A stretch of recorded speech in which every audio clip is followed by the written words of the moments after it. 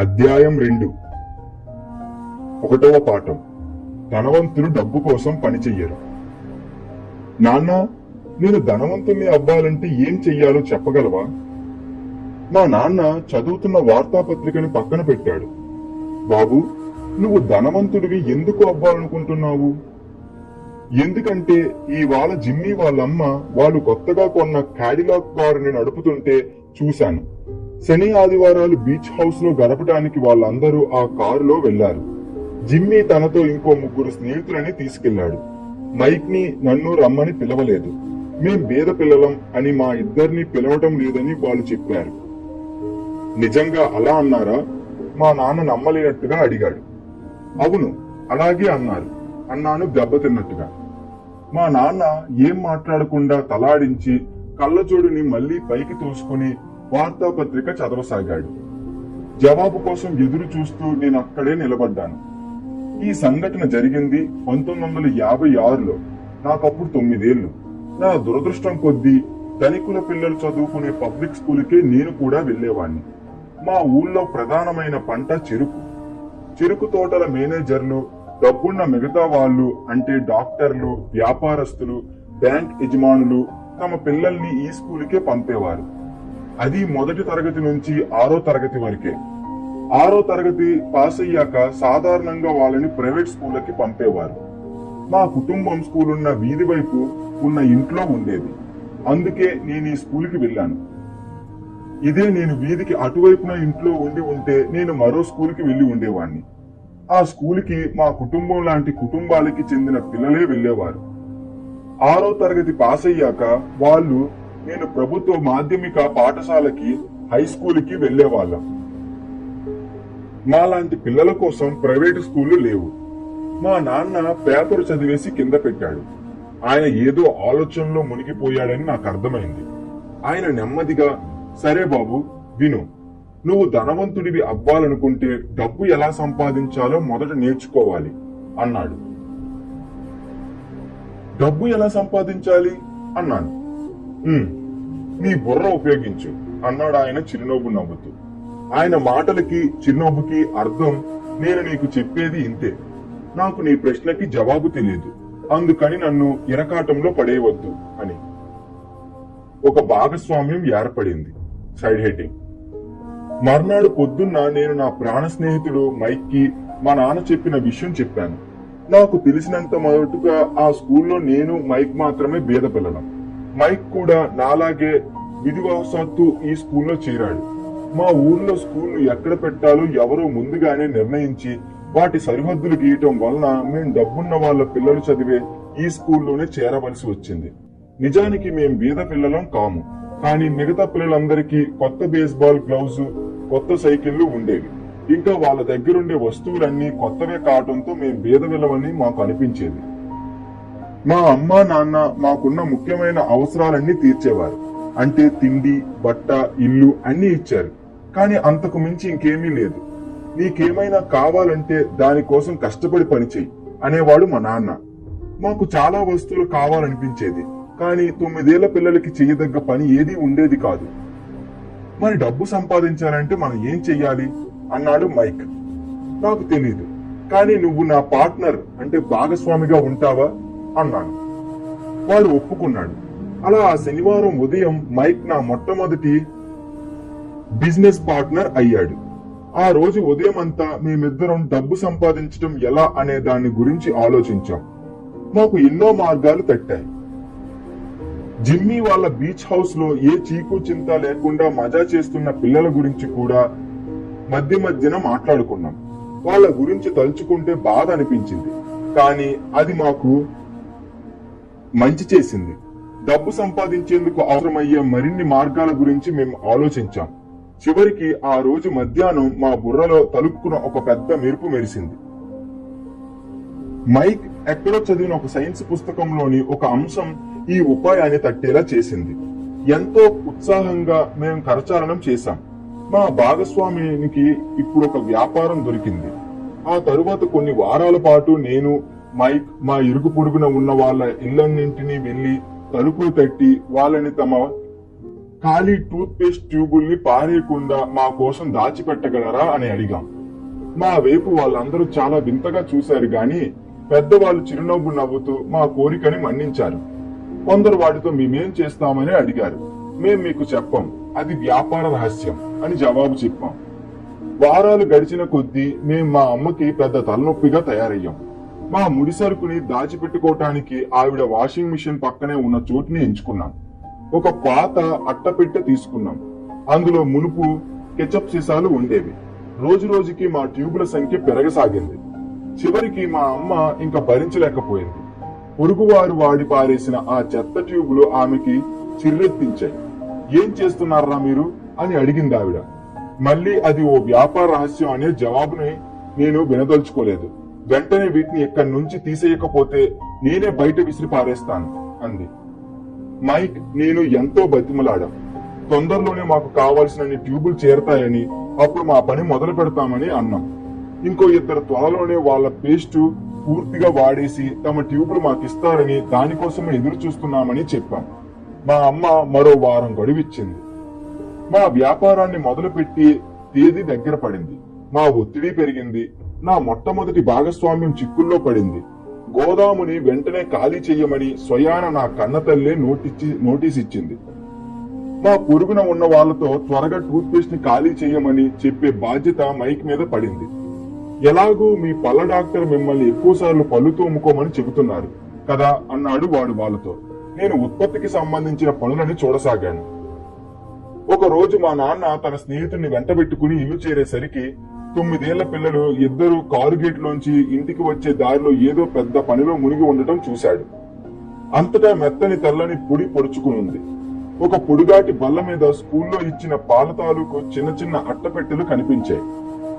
ఇంట్లో వాడుకునే హిబాచి గ్రిల్లో కనకనమండే నిప్పులు కూడా కనిపించాయి.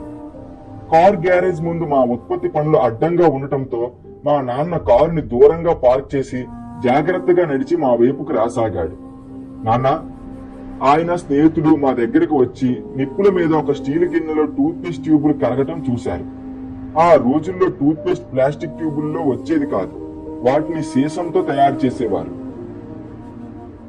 అందువల్ల ఒకసారి పెయింటింగ్ కాలిపోయాక ఆ ట్యూబుల్ని స్టీల్ గిన్నెలో వేసి అవి పూర్తిగా కరిగిపోయి ద్రవంగా మారేదాకా నిప్పుల మీద ఉంచాం.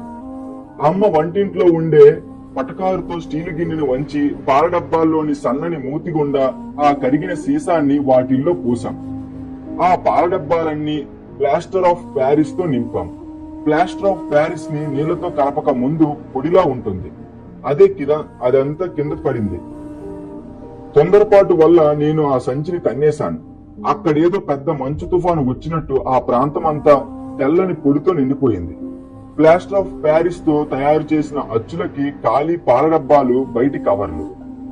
ప్లాస్టర్ ఆఫ్ ప్యారిస్ లో ఉన్న చిన్న రంధ్రంలోంచి మేమిద్దరం జాగ్రత్తగా కరిగించిన సీసం పోయటం మా నాన్న, ఆయన స్నేహితుడు చూస్తూ నిలబడ్డారు. జాగ్రత్త అన్నాడు మా నాన్న. నేను తల పైకెత్తకుండానే సరేనన్నట్లు తల ఊపాను. చివరికి కరిగిన సీసం డబ్బాల్లో పోయటం అయిపోయాక నేను స్టీలు గిన్నెని కింద పెట్టి నాన్న వైపు చూసి నవ్వాను. ఏం చేస్తున్నారా మీరిద్దరూ? కుతూహలంతో కూడిన చిరునవ్వు నవ్వుతూ అడిగాడు ఆయన. నువ్వు చెయ్యమన్న పనే చేస్తున్నాం. మేం ధనవంతులం కాబోతున్నాం అన్నాడు. అవును, మేమిద్దరం భాగస్వాములం అన్నాడు మైక్ తలాడిస్తూ పళ్ళని బయట పెట్టి. మరైతే ఈ ప్లాస్టిక్ అచ్చుల్లో ఉన్నదేమిటి? నాన్న అడిగాడు. చూడు, వీటిల్లో ఒక చక్కటి వస్తువు తయారై ఉంటుంది అన్నాను. ఒక చిన్న సుత్తితో నెమ్మదిగా అచ్చుల్ని తట్టాను. అది మధ్యలో 2 ముక్కలుగా వీడింది. చాలా జాగ్రత్తగా ప్లాస్టర్ పై ముక్కని పట్టుకుని పైకి లాగాను. దానిలోంచి ఒక సీసపు నాణ్యం బయటపడింది. ఇదేం పనిరా, సీసంతో నాణాలు తయారు చేస్తున్నారా అన్నాడు నాన్న. సరిగ్గా చెప్పారు, మీరు చెప్పినట్టే చేస్తున్నాం. మేము డబ్బు తయారు చేస్తున్నాం అన్నాడు మైక్. మా నాన్న స్నేహితుడు పగలబడి నవ్వసాగారు.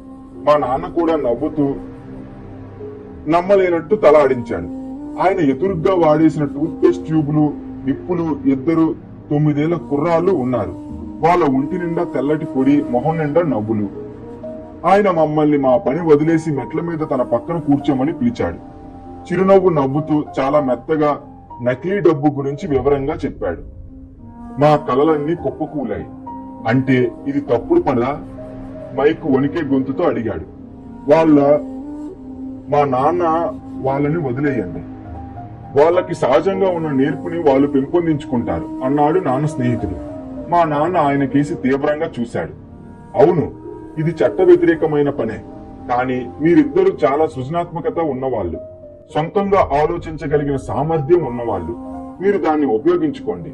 మిమ్మల్ని చూస్తే నాకు ఎంతో గర్వంగా ఉంది అన్నాడు నాన్న మృదువుగా. ఎంతో నిరాశతో నేను మైక్ ఒక 20 నిమిషాల పాటు మౌనంగా కూర్చుని ఉండిపోయాం. ఆ తరువాత మేం అక్కడ పరిచిన వస్తువులన్నింటినీ తీసి ఆ చోటుని శుభ్రం చేయసాగాం. మొదటి రోజే మా వ్యాపారం పడుకుంది. అక్కడ పడిన పొడిని ఊడుస్తూ నేను మైక్ తో, జిమ్మీ, వాడి స్నేహితులు చెప్పింది నిజమేరా, మనం బీదవాళ్ళం అన్నాను. మా నాన్న వెళ్ళబోతుండగా నేను అలా అన్నాను. ఆయన వెనక్కి తిరిగాడు. ఒరే పిల్లలు, మీరు చేతులెత్తేస్తేనే మీరు బీదవాళ్ళ కింద జమ కట్టబడతారు. అన్నింటికన్నా ముఖ్యమైన సంగతి ఏమిటంటే మీరు ఒక ప్రయత్నాన్ని మొదలు పెట్టారు. చాలా మంది డబ్బు సంపాదించడం గురించి మాట్లాడటం, కలలు కానటం మాత్రమే చేస్తారు. మీరు ఏదో ఒకటి చేసి చూపించారు. మిమ్మల్ని ఇద్దరిని చూస్తుంటే నాకు చాలా గర్వంగా ఉంది. మళ్ళీ ఇంకోసారి చెబుతున్నా, మీ ప్రయత్నాన్ని ఆపవద్దు. ఇంకేవైనా మార్గాలు వెతకండి. మైక్, నేను మౌనంగా నిలుచుండిపోయాం. ఆయన మాటలు మాకు చక్కగా ఉన్నాయనిపించింది, కానీ ఏం చెయ్యాలో మట్టుగా తెలియలేదు. మరైతే నువ్వు ధనవంతుడివి కాలేకపోయా మేం నాన్న అన్నాను.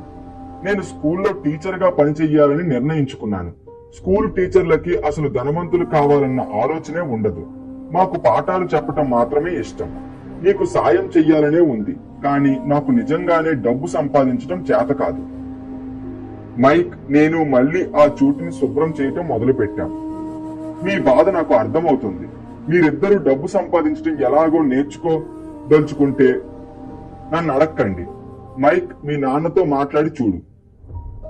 మా నాన్నతోనా అన్నాడు మైక్ మొహం చిట్లించి. అవును, మీ నాన్నతోనే అన్నాడు మా నాన్న నవ్వుతూ. ఆ తరువాత మీ నాన్నకి నాకు ఒకే బ్యాంక్ లో అకౌంట్ ఉంది. ఆ బ్యాంక్ మేనేజర్ కి మీ నాన్నని ఎంత పొగిడినా తనివి తీరదు. ఆయన్ని ఆకాశానికి ఎత్తేస్తాడు.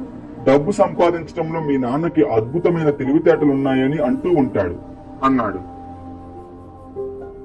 మా నాన్నక? మైక్ ఇంకా నమ్మకం కుదరలేదు. అయితే స్కూల్లోని మిగతా ధనవంతుల పిల్లల్లాగా మా దగ్గర కూడా మంచి కారు, మంచి ఇల్లు లేవేం అన్నాడు. మంచి కారు, మంచి ఇల్లు ఉన్నంత మాత్రాన వారంతా ధనవంతులని అర్థం కాదు. డబ్బు సంపాదించటం అటువంటి వాళ్ళకి తెలుసని అనలేం. జిమ్మీ వాళ్ళ నాన్న చెరుకు సేద్యం చేస్తాడు. ఆయనకి నాకు పెద్ద తేడా లేదు. ఆయన ఒక కంపెనీలో పనిచేస్తాడు. నేను ప్రభుత్వ ఉద్యోగిని. ఆయన కంపెనీ ఆయనకి కారిస్తుంది. ఆయన పనిచేసే షుగర్ కంపెనీ చిక్కుల్లో ఉంది. త్వరలోనే ఆయన దగ్గర ఏమీ లేకుండా పోవచ్చు. మీ నాన్న అలా కాదు మైక్. ఆయన ఆకాశానికి నిచ్చెన వేస్తున్నాడు. కొన్నేళ్లలో ఆయన గొప్ప ధనవంతుడు అవుతాడని నా అంచనా అన్నాడు మా నాన్న. అది విని మళ్లీ మా ఇద్దరికి ఉత్సాహం పుంజుకుంది. చాలా చురుగ్గా మళ్లీ మేం పడేసిన చెత్తంతా శుభ్రం చేయసాగాం. మా మొదటి వ్యాపార ప్రయత్నం విఫలమైంది. అదంతా దాని తాలూకు చెత్తే. శుభ్రం చేస్తూనే మేమిద్దరం మైక్ వాళ్ళ నాన్నని ఎక్కడ ఎప్పుడు కలుసుకోవాలో ఆలోచించాం. అసలు సమస్య ఏమిటంటే ఆయన రాత్రి బాగా పొద్దుపోయే వరకు పనిచేసి గాని ఇంటికి రాడు. ఆయన బోల్డన్ని గోదాములకి, భవనాలను నిర్మించే ఒక కంపెనీకి, వరుస కొట్లని, 3 రెస్టారెంట్లకి అధిపతి. హోటళ్లు నడపటం వల్లనే ఆయన రాత్రులు ఆలస్యంగా ఇంటికి వచ్చేవాడు. మేము శుభ్రం చేయటం అయ్యాక మైక్ బస్సు పట్టుకుని ఇంటికి వెళ్లిపోయాడు. మైక్ ఆ రోజు రాత్రి వాళ్ళ నాన్నతో మాట్లాడతానని, డబ్బు సంపాదించడం ఎలాగో ఆయన్ని కనుక్కుంటానని అన్నాడు. ఎంత రాత్రైనా నాకు ఫోన్ చేసి వాళ్ళ నాన్న ఏమన్నాడో చెప్తానని కూడా మాటిచ్చాడు. మా ఫోన్ రాత్రి 8:30కి మోగింది. సరే, వచ్చే శనివారం అని నేను ఫోన్ పెట్టేశాను. మైక్ వాళ్ళ నాన్న మాతో మాట్లాడటానికి అంగీకరించాడు. శనివారం ఉదయం 7:30కి నేను పేదవాళ్ళుండే పేటకు వెళ్లే బస్సు ఎక్కాను. పాఠాలు మొదలు పెట్టాం. సైడ్ హెడ్డింగ్: నేను నీకు గంటకి 10 సెంట్లు ఇస్తాను. 1956లో చెల్లించే జీతాల ప్రమాణం తీసుకున్నా కూడా 10 సెంట్లంటే చాలా తక్కువే. మైకేల్, నేను ఆ రోజు ఉదయం 8 గంటలకి వాళ్ళ నాన్నని కలిశాం. ఆయన అప్పటికే పని ప్రారంభించి గంట సేపటికి పైనే అయ్యింది. నేను అక్కడికి వెళ్లేసరికి కస్టమర్ సూపర్వైజర్ అప్పుడే తన బండిలో బయటికి వెళ్తున్నాడు. పరిశుభ్రంగా ఉన్న వాళ్ళ చిన్న ఇంట్లోకి నడిచాను. తలుపు దగ్గర నాకు మైక్ ఎదురుపడ్డాడు. మా నాన్న ఫోన్లో ఎవరితోనో మాట్లాడుతున్నాడు. మనల్ని వెనుక వైపు వరండాలో కూర్చోమన్నాడు అన్నాడు మైక్ తలుపు తెరుస్తూ. ఆ పాతకాలం నాటి ఇంట్లోకి నేను అడుగు పెట్టేసరికి చెక్కనేల కిర్రుమని చప్పుడు చేసింది. గడప దాటగానే ఒక చవకబారు కాళ్ళు తుడుచుకునే పీచు కనిపించింది. ఆ పీచు కూడా ఇన్నేళ్లుగా ఎందరో నడిచిన ఆ నేల మీద మరకలు మచ్చలు కనిపించకుండా వేశారు.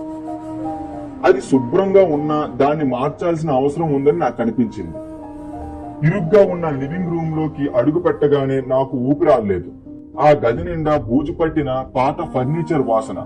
ఆ ఫర్నిచర్ ఏ మ్యూజియంలోనో ఉండదగ్గదని అనుకున్నాను. ఆ గదిలోని సోఫాలో ఇద్దరు స్త్రీలు కూర్చుని ఉన్నారు. ఇద్దరు వయసులో మా అమ్మ కన్నా కొద్దిగా పెద్దవారే ఉంటారు. వాళ్ళకి ఎదురుగా ఒక అతను పనివాడి దుస్తులు వేసుకుని కూర్చున్నాడు. అతను కాకి ప్యాంటు కాకి షర్టు వేసుకున్నాడు. అతని బట్టలు శుభ్రంగా ఇస్త్రీ చేసి ఉన్నప్పటికీ గంజి పెట్టినవి కావు. అతను మా నాన్న కన్నా 10 ఏళ్లు పెద్ద ఉండవచ్చు. అంటే 45 ఏళ్లు ఉంటాయేమో. నేను మై గదిలోంచి వెళ్తుంటే వాళ్ళు మమ్మల్ని చూసి చిరునవ్వు నవ్వారు. నేను సిగ్గుపడుతూ చిరునవ్వు నవ్వాను. మేము వంటింట్లోంచి ఇంటి పెరటి వైపున వరండాలోకి వెళ్ళాం. వాళ్ళెవరు అన్నాను. ఓ వాళ్ళు మా నాన్న దగ్గర పనిచేస్తారు.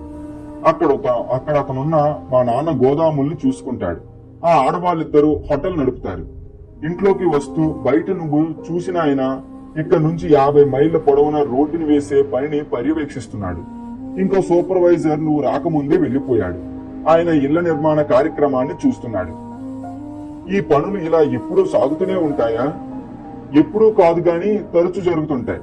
నా పక్కనే కుర్చీ జరిపి కూర్చుంటూ మైక్ నవ్వుతూ అన్నాడు. మనిద్దరికి డబ్బు సంపాదించడం ఎలాగో నేర్పుతావా అని నేను మా నాన్నని అడిగాను అన్నాడు మైక్. అలాగా, మరి దానికి ఆయన ఏమన్నాడు? నేను నా కుతూహలాన్ని బయటికి చూపించకుండా అడిగాను. ముందు ఆయన నా కేసు వింతగా చూశాడు. ఆ తర్వాత ఆయన మనకొక ఆఫర్ ఇస్తానన్నాడు. ఓ అన్నాను నా కుర్చీని ముందుకి వెనక్కి ఊపుతూ. తర్వాత కుర్చీని వెనక్కి వాల్చి గోడ కానించి కూర్చున్నాను. మైక్ కూడా అదే పని చేశాడు.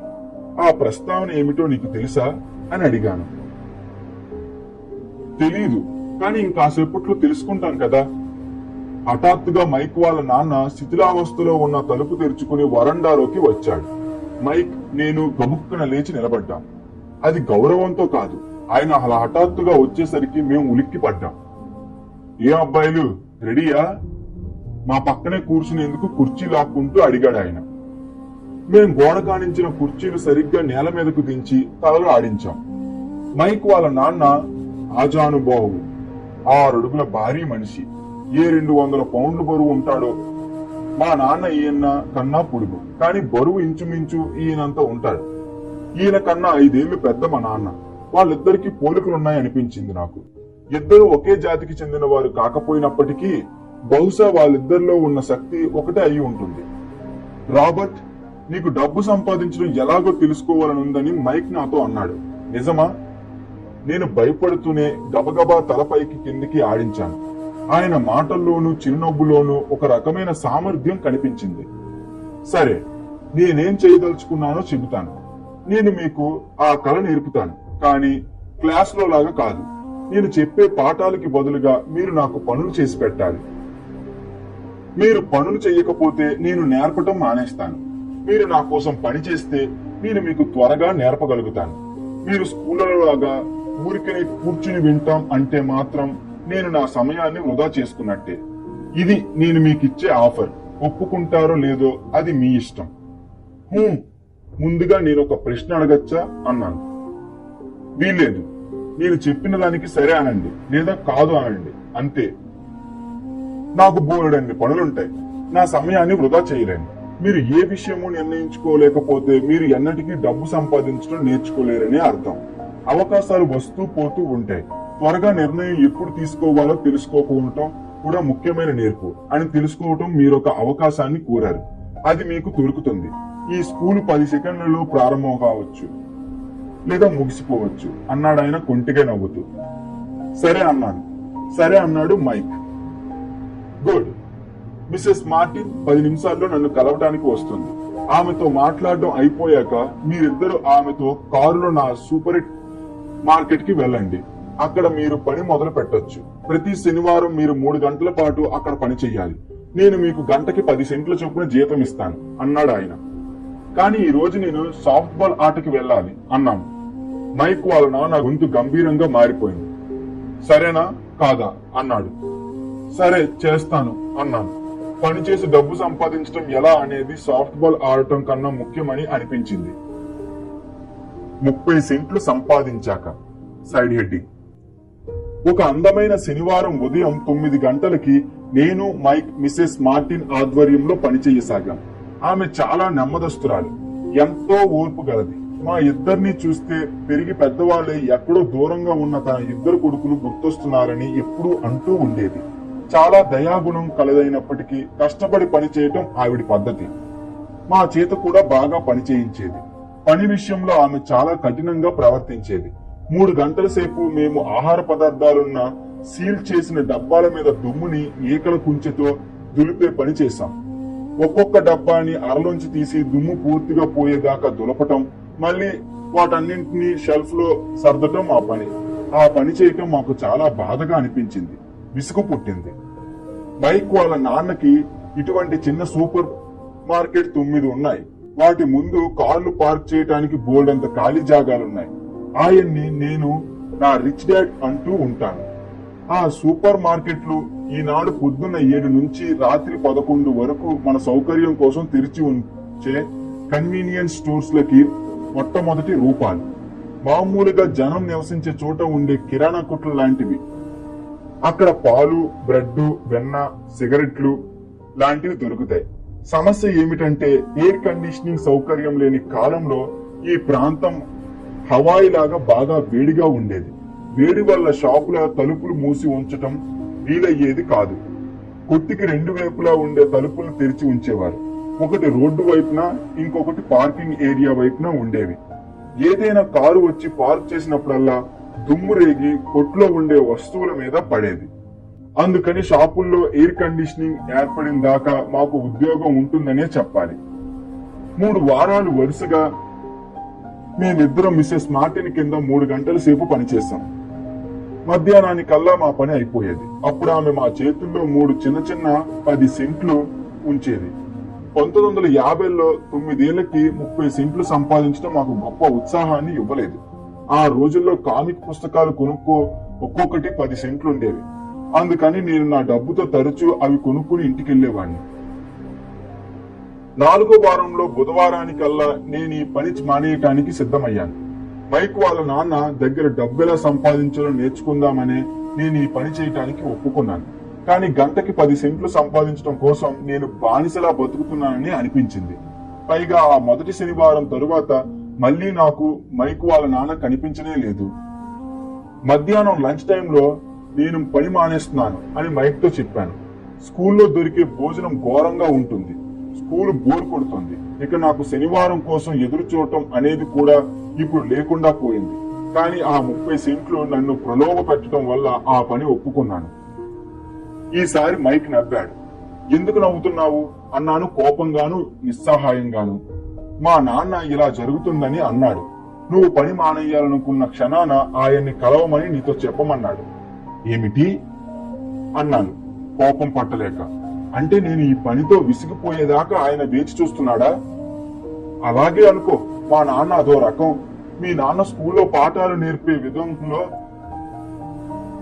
నేర్పడు. మీ అమ్మ నాన్న పెద్ద పెద్ద ఉపన్యాసాలు ఇస్తారు. మా నాన్న మౌనంగా పనిచేస్తాడు. అట్టే మాట్లాడు. శనివారం దాకా కాస్త ఆగు. నువ్వు సిద్ధంగా ఉన్నావని ఆయనకి నేను చెబుతాను అన్నాడు మైక్. అంటే ఇంతకాలం నాతో నాటకాలు ఆడారా? అది కాదులే, కానీ ఇది అని చెప్పలేను. అయినా కావచ్చు. శనివారం నాన్న నీకు వివరంగా అన్ని చెబుతారులే. శనివారం లైన్ లో వేచి ఉన్నాను. Side heading. నేను ఆయనకి ఎదురుపడి మాట్లాడటానికి సిద్ధంగా ఉన్నాను. మా అసలు నాన్నకును ఆయన మీద కోపం వచ్చింది. మైక్ వాళ్ళ నాన్న చిన్నపిల్లల చేత పని చేయించుకుని బాల కార్మికుల చట్టాన్ని ఉల్లంఘిస్తున్నాడని, ఆ విషయం ఏదో దర్యాప్తు చెయ్యాలని మా అసలు నాన్న అనుకున్నాడు. నేను పూర్ డాడ్ అని పిలిచే చదువుతున్న మా నాన్న నాకు రావాల్సిన డబ్బుని దబాయించి మరీ అడగమని చెప్పాడు. కనీసం గంటకి 25 సెంట్లు ఇవ్వాలని అన్నాడు. అలా నా జీతం పెంచనట్టయితే వెంటనే పని మానేయమని మా పూర్ డాడ్ చెప్పాడు. ఎలాగూ నీకా వెధవ ఉద్యోగం అవసరం లేదు అన్నాడు మా పూర్ డాడ్ దురుసుగా. శనివారం ఉదయం 8 గంటలకి నేను మళ్లీ శిథిలావస్థలో ఉన్న మైక్ ఇంటి తలుపు తీసుకుని లోపలికి వెళ్ళాను. నేను లోపలికి వెళ్ళగానే అక్కడున్న సోఫాలో కూర్చుని నీ వంతు వచ్చేదాకా ఆగు అన్నాడు మైక్ వాళ్ళ నాన్న. పడక గది పక్కనే ఉన్న తన చిన్న ఆఫీసు గదిలోకి వెళ్లిపోయాడు. నేను గదంతా కలయ చూశాను. మైక్ ఎక్కడా కనబడలేదు. నేను 4 వారాల క్రితం చూసిన ఆ స్త్రీలిద్దరి పక్కన జాగ్రత్తగా కూర్చున్నాను. ఏదో ఇబ్బంది అనిపించింది. వాళ్ళు నన్ను చూసి నవ్వారు. సోఫాలో జరిగి నాకు చోటిచ్చారు. 3/4 గంట గడిచింది. నాకు కోపం తన్నుకొస్తుంది. ఆ ఇద్దరు స్త్రీలు ఆయన్ని కలిసి వెళ్లి అరగంట అవుతోంది. ఒక పెద్ద మనిషి 20 నిమిషాలు లోపలుండి వెళ్లిపోయాడు. ఇంట్లో ఇంకెవ్వరూ లేరు. బయట చక్కగా ఎండ కాస్తుంది. వాతావరణం ఎంతో ఆహ్లాదకరంగా ఉంది. కానీ నేను మాత్రం ఈ పాత వాసన కొట్టే చీకటి లివింగ్ రూమ్ లో కూర్చుని పిల్లల్ని అన్యాయంగా వాడుకునే ఒక చవకబారు మనిషితో మాట్లాడటం కోసం వేచి ఉన్నాను. ఆయన ఆఫీసులో అటూ ఇటూ తిరుగుతూ చేసే చప్పుళ్లు నాకు వినిపిస్తూనే ఉన్నాయి. ఫోన్లో మాట్లాడటం కూడా తెలుస్తుంది. ఆయన నా గురించి పట్టించుకోవటం లేదు. నాకు అక్కడి నుంచి లేచి వెళ్లిపోవాలనిపించింది. కానీ ఎందుకో తెలియదు, వెళ్ళలేదు. చివరికి ఇంకో 1/4 గంట గడిచాక సరిగ్గా 9 గంటలకి రిచ్ డాడ్ ఆఫీస్ గదిలోంచి బయటకొచ్చాడు. నోటితో ఏమీ అనలేదు, కానీ చేత్తో సంజ్ఞ చేసి తన ఆఫీస్ గదిలోకి పిలిచాడు. ఆ గది చాలా మురికిగా ఉంది. నీకు జీతం పెంచకపోయినట్టయితే మానేస్తావన్నావని విన్నాను. తన ఆఫీసు కుర్చీలో అటూ ఇటూ కదులుతూ రిచ్ డాడ్ నాతో అన్నాడు. మరి మీరు ముందు నాకు ఇచ్చిన మాట నిలబెట్టుకోవటం లేదు అన్నాను గబుక్కున. అలా అంటున్నప్పుడు నా కళ్ళల్లోకి నీళ్లొచ్చాయి. 9 ఏళ్ల పిల్లవాడిని ఒక పెద్ద మనిషితో వాదించడం ఎంతైనా భయంగానే ఉంటుంది కదా. మీకోసం పనిచేస్తే నాకు కావాల్సింది నేర్పుతానన్నారు. మరి నేను మీరు చెప్పిన పని చేశాను. కష్టపడి పనిచేశాను. నా బేస్బాల్ గేమ్స్ అన్నింటినీ మీ దగ్గర పనిచేయటానికని వదులుకున్నాను. తరువాత చూస్తే మీరు మీ మాట నిలబెట్టుకోలేదు. మీకు నాకేమీ నేర్పలేదు. ఊళ్ళో అందరూ అనుకున్నట్టే మీరు చాలా పెద్ద దగాకోరు. మీరు స్వార్థపరులు, లోబి. డబ్బంతా మీకే కావాలి. మీ కింద పనిచేసే వారిని గురించి మీరు పట్టించుకోరు. నన్ను ఇంతసేపు వేచి ఉంచారు. నా మీద కాస్తంత గౌరవం కూడా లేదు మీకు. నేను చిన్నపాళ్లవాడినే కనుక నా పట్ల ఇంకా సజావుగా ప్రవర్తించడం మీ కనీస ధర్మం. రిచ్ డాడ్ తన కుర్చీలో వెనక్కి వాలాడు. చేతులు గడ్డం కింద పెట్టుకున్నాడు. నాకేసే కళ్ళార్పకుండా చూడసాగాడు. నన్ను అర్థం చేసుకోవటానికి ప్రయత్నిస్తున్నట్టుగా కనిపించాడు. పర్వాలేదే, నెల రోజుల లోపలే నువ్వు నా కింద పనిచేసే మిగతా అందరిలాగే మాట్లాడుతున్నావు అన్నాడు. ఏమిటి అని అడిగాను. ఆయన అన్నది నాకు సరిగ్గా అర్థం కాలేదు. అందుకని నాకున్న ఇబ్బందుల్ని మళ్లీ ఏకరువుగా పెట్టసాగాను. మీరు ఒప్పుకున్న ప్రకారం నాకు డబ్బు సంపాదించడం ఎలాగో నేర్పుతారనుకున్నాను. కానీ మీరు నన్ను హింసించాలని చూస్తున్నారు. ఎంత క్రూరత్వం! నిజంగానే మీలో ఎంతో క్రూరత్వం ఉంది అన్నాను. నేను నీకు నేర్పుతూనే ఉన్నాను అన్నాడు ఆయన నింపాదిగా. ఏం నేర్పారు మీరు? ఏమీ లేదే అన్నాను కోపంగా. మీరిచ్చే ఆ 4 పైసల కోసం పని చేయటానికి ఒప్పుకున్న నాటి నుంచి మీరు నాతో ఒక్క మాటైనా మాట్లాడలేదు. నేను గవర్నమెంట్ కి మీ మీద ఫిర్యాదు చేస్తాను. బాల కార్మికుల కోసం ఒక చట్టం ఉంది తెలుసా? మా నాన్న గవర్నమెంట్ లో పనిచేస్తాడు తెలుసా అన్నాను కోపం ఇంకా చల్లారకపోవటంతో. భలే, ఇప్పుడు నువ్వు నిజంగా నా కింద పనిచేసే వాళ్ళలాగే మాట్లాడుతున్నావు.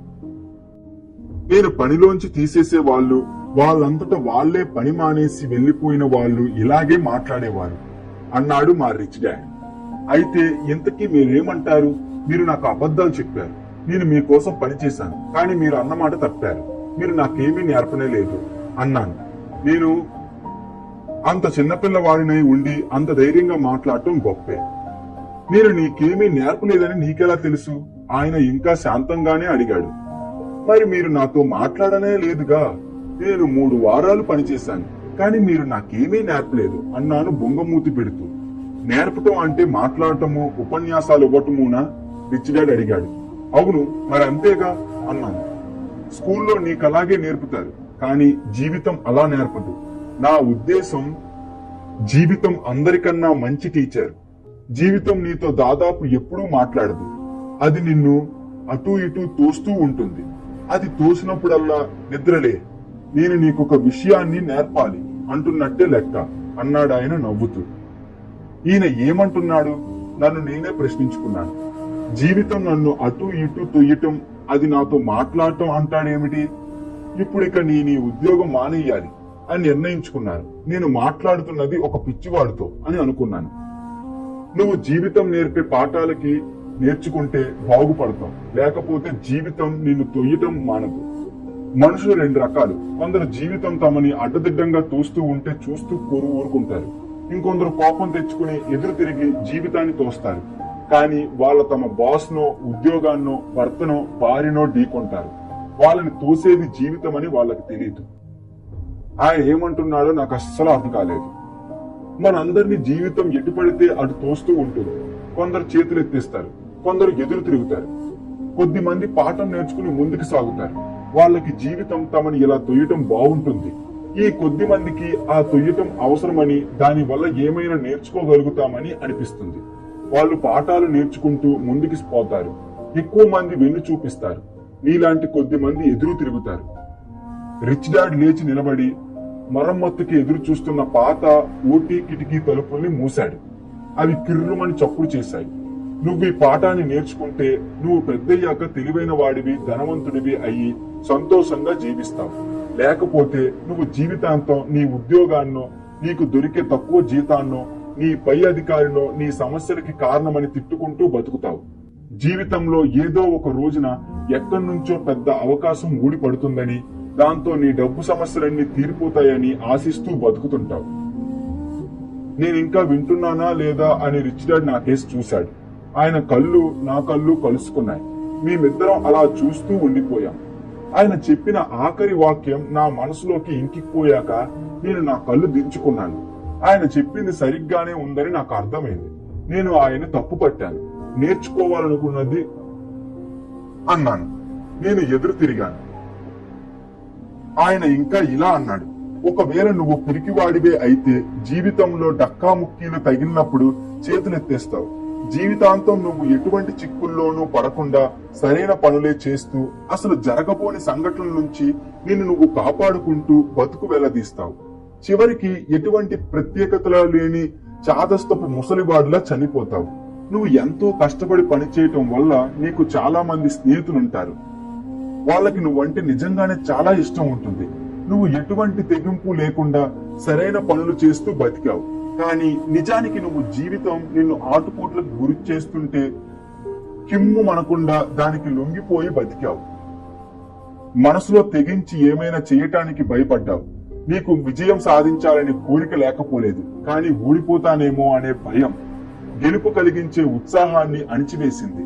నీ మనసుకి నువ్వు దానికోసం ప్రయత్నం చెయ్యలేదని తెలుసు. నువ్వు జీవితంలో భద్రతనే కోరుకున్నావు. మా ఇద్దరి కళ్ళు మళ్లీ కలుసుకున్నాయి. 10 సెకండ్ల పాటు మేము అలాగే ఒకరికేసి ఇంకొకరం చూస్తూ ఉండిపోయాం. ఆయన మాటల్లోని సారం అర్థమైన తరువాతే నేను కళ్ళు తిప్పుకున్నాను. అయితే మీరు ఇన్నాళ్ళు నన్ను తొయ్యటానికి ప్రయత్నించారా? కొంతమందికి అలా అనిపించవచ్చు, కానీ నీకు జీవితాన్ని కాస్త రుచి చూపించాలని నేను అంటాను అన్నాడు రిచ్ డాడ్ నవ్వుతూ. జీవితాన్ని రుచి చూపించడం ఏమిటి అన్నాను. నాకింకా కోపం తగ్గలేదు, కానీ నాలో కుతూహలం, నేర్చుకోవాలన్న కోరిక తలెత్తాయి. డబ్బు ఎలా సంపాదించాలో నేర్పమని నన్ను మొట్టమొదటిసారి అడిగినది మీరిద్దరే. నా దగ్గర 150 మంది పనిచేస్తున్నారు. వాళ్ళలో ఒక్కరు కూడా డబ్బు సంపాదన గురించి నాకు ఏం తెలుసని అడగలేదు.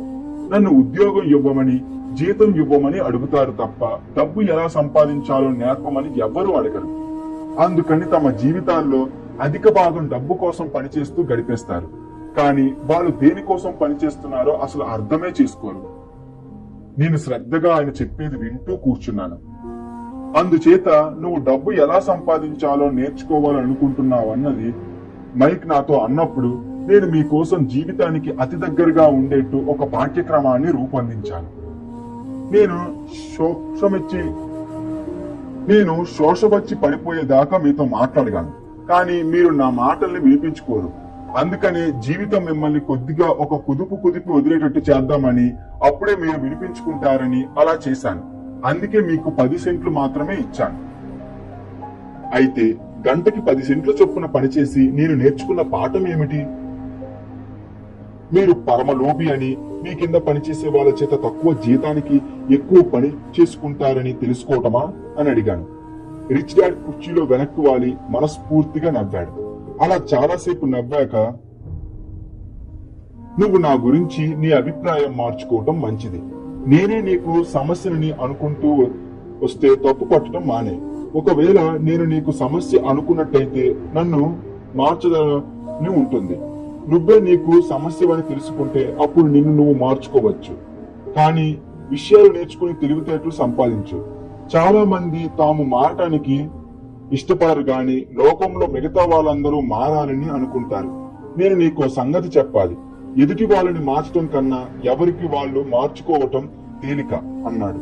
నాకు అర్థం కాలేదు అన్నాను. నీ సమస్యలకి నన్ను తప్పు పట్టకు, రిచ్ డాడ్ విసుగ్గా అన్నాడు. కానీ మీరు నాకు 10 సెంట్లే ఇస్తున్నారు. అయితే నువ్వు నేర్చుకుంటున్నదేమిటి అన్నాడు రిచ్ డాడ్ నవ్వుతూ. మీరు పరమలోభి అని అన్నాను వంకర నవ్వుతూ. చూసావా, ఇంకా నేనే నీ సమస్యని అనుకుంటున్నావు అన్నాడు రిచ్ డాడ్. మరి మీరే కదా. సరే అయితే నువ్వు అలా అనుకున్నంత కాలం నువ్వేమీ నేర్చుకోలేవు.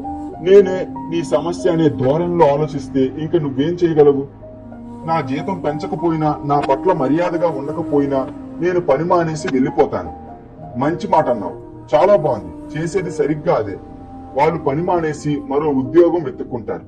మంచి అవకాశం కోసం, ఎక్కువ జీతం దొరికే ఉద్యోగం కోసం ప్రయత్నిస్తూ కొత్త ఉద్యోగము, ఎక్కువ జీతమే తమ సమస్యకి పరిష్కారాలని అనుకుంటారు. కానీ చాలా మంది సమస్య ఆ రకంగా తీరనే తీరదు అన్నాడు రిచ్ డాడ్. అయితే సమస్య ఎలా పరిష్కారం అవుతుంది? ఈ ముష్టి 10 సెంట్లు తీసుకుని అదే మహాభాగ్యం అని సంతోషిస్తే తీరుతుందా అని అడిగాను. రిచ్ డాడ్ నవ్వాడు.